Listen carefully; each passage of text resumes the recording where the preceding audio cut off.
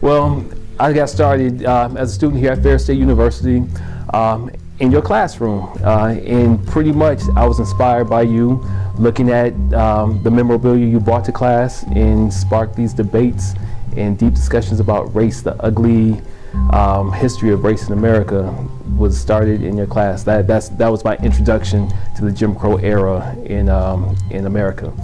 So I started combing the antique shops around Big Rapids and up north a little bit, and started picking up items, and I found them everywhere. I had no problem finding these artifacts in abundance. So that's how I got started.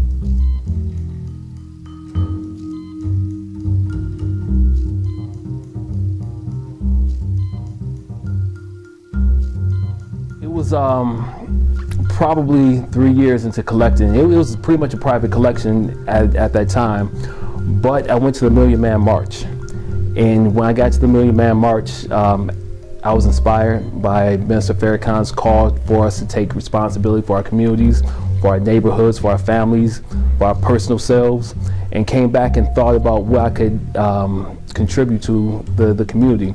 And the closest thing I had that I can contribute was this collection. It was a private collection, like I said at first, and I started doing exhibits for the public at that time. And putting it all out in public at one time, I saw that I had quite a collection, just seeing the people's response to what I had at the time. I started off with the Jim Crow memorabilia, and decided to broaden it so that people would see that we made contributions in the midst of the Jim Crow era. It's one thing to look at the Jim Crow era, but I think it's more powerful for people to see that Booker T. Washington's response to Jim Crow was to open an institution and deal with educating black people, or Marcus Garvey's response to it, or Elijah Muhammad's response to it.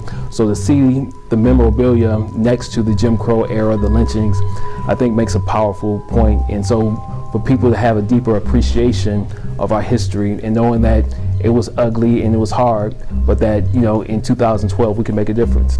Well, I do K through 12 exhibits.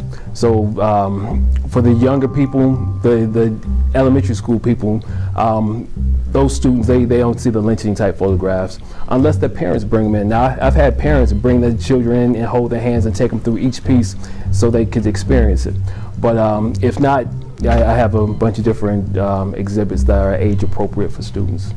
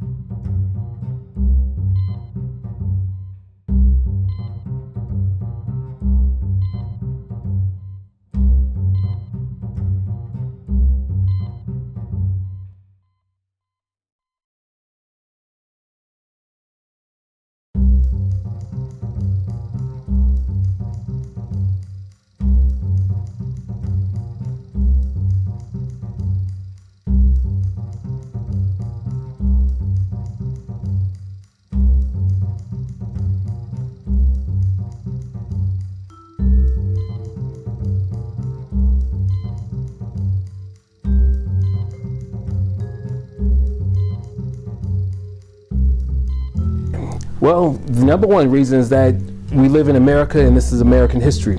This history has been excluded from the textbooks in your major textbooks in American educational system. It's still excluded. So even when we have Black History Month, we're only still learning about Martin Luther King, Rosa Parks, Harriet Tubman, slavery, civil rights.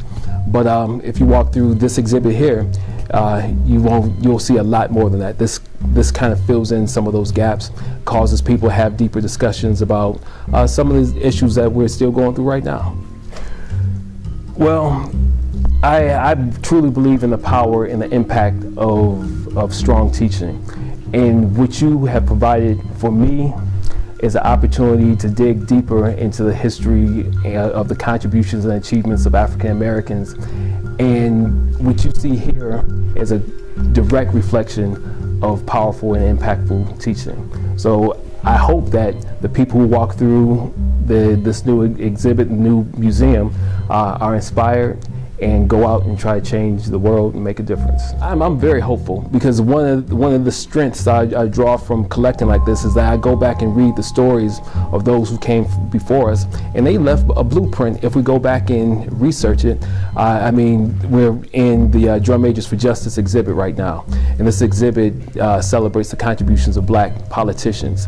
And I come from a generation where we, the hip hop generation, we dismiss, and many times for proper reasons, politicians. But as I went and put this exhibit together, I've come to be a fan of many politicians: Barbara Jordan, Shirley Chisholm, Adam Clayton Powell. I wasn't reading about these individuals in school. It was going through this process that I really learned to appreciate their contribution, and they've really left blueprints for us. If we don't go back and read their work and look at their contribution, we end up spinning our wheels. And what we should do is go back and begin where they left off. And I think that's important. So it's extremely important for us to recognize their contributions, and the best way to celebrate their legacies are to learn their work and continue their work.